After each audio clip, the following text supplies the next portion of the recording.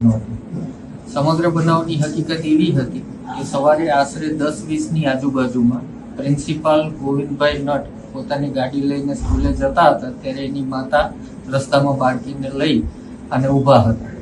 એમણે આ પ્રિન્સિપાલની ગાડી રોકાવી અને એમની ગાડીમાં આ દીકરીને બેસાડી દીધી. ત્યારબાદ સમગ્ર ઘટના એવી બની કે આ પ્રિન્સિપાલે રસ્તામાં કોઈ સ્થળે બાળકી સાથે દુષ્કર્મ કરવાના પ્રયત્ન કરતા બાળકીએ બૂમાબૂમ કરવા લાગેલી અને એનું મોઢું દાબી દેવામાં આવેલું, જેના કારણે શ્વાસ રૂંધાવાથી બાળકી બેહોશ અથવા તો મરણ ગયેલું.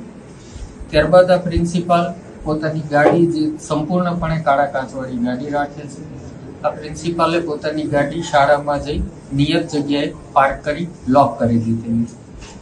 સાંજના આશરે 4:45 એણે ગાડીના કાચ થોડા ખોલી નાખેલા, જેથી કોઈ વ્યક્તિ જોવે તો એવું પ્રસ્થાપિત થઈ શકે કે ગાડીમાં પુરાઈ ગઈ. આ ઉપરાંત જ્યારે શાળા છૂટી ત્યારે પ્રિન્સિપાલે બધાને રવાના કરી દીધા અને પોતે પોતાના હાથેથી ઉપાડી આ બાળકીની લાશને જે જગ્યાએ મળી ત્યાં મૂકી દીધેલી અને બાળકીનું દફતર જે એની ગાડીની લેગ સ્પેસમાં પડી ગયેલું અને ચપ્પલ પણ ત્યાં નીકળી ગયેલા ગાડીમાં,